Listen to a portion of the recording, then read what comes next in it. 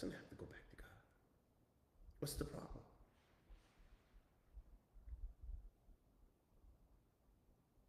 Got an offer on the table. And he won. And God came to Balaam at night and said to him, listen to this. Why? Because God knows the man has already made up his mind. Because Balaam says, let nothing hold you back. Balak was ready to give him the gold and the silver. So God knew once that offer came, this man was going to take it.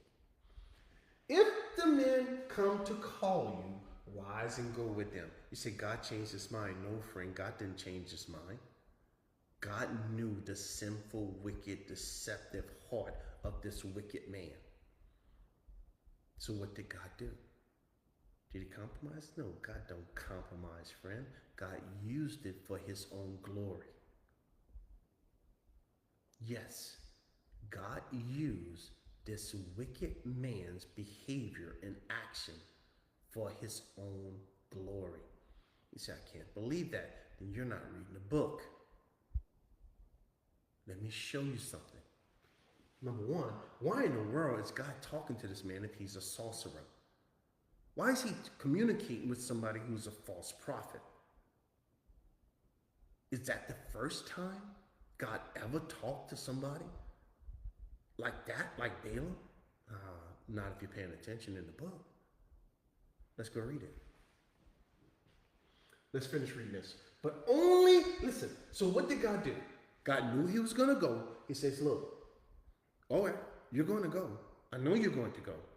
But when you go, you only speak the word which I speak to you that you should do. So Balaam did.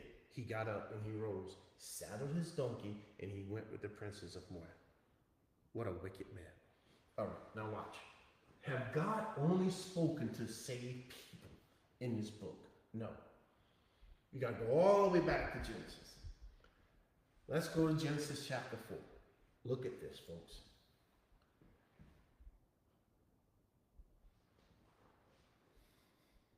So Adam and Eve knew each other, and they had twins. One was named Cain, the other was named Abel. Now, Abel was the keeper of sheep, but Cain was the tiller of the ground. And in the process of time, folks, please do not walk over this phrase. In the process of time, it came to pass. What does that mean? That means that Cain changed over the process of time. He was doing the right thing in the beginning. So was Balaam. And then he changed. Same process, friends. It's the same process over and over and over again. Now look, the king brought an offering of the fruit of the ground to the Lord. He did something God said don't do. Balaam did something God said don't do.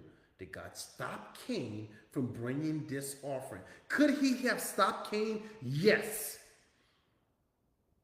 He could have made the fruit or whatever he brought from the ground, he could have made it a mess, and Cain would have never done it. But he had a bumper crop, the best produce that ever been made. And he looked at that and he said, wow, look at that head of lettuce. Look at those tomatoes. Perfect. I know God's going to be so proud of me.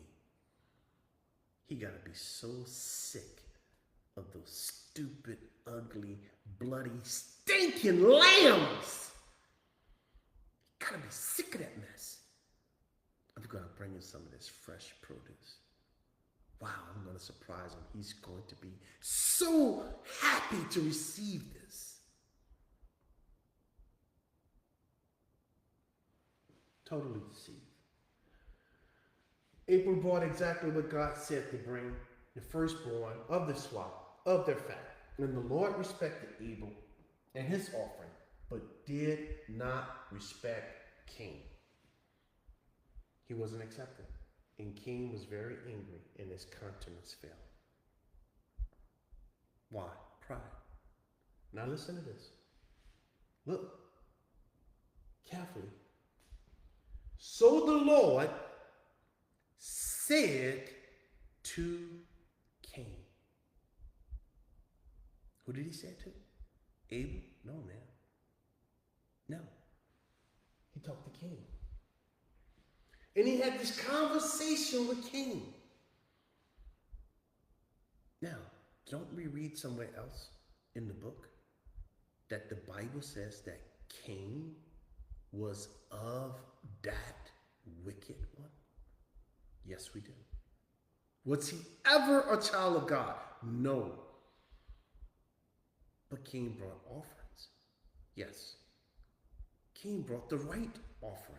He brought a lamb. Yes. He brought many lambs over many years of service to God. Yes. He brought it to the right God. Oh yeah, yes he did. He prepared the lamb the right way. Yes, he did. He even worshiped while he gave it. Yes, he did. But in the process of time, the true Cain came out. That's what's happening with people today. Lots and lots and lots of people. They're going to a Bible-believing, teaching church. They're giving up their offerings. They're singing the songs. They're reading the Bible. All this stuff. But they're just like Cain. They're just like Balaam. God says they're of that wicked one. They're not brethren.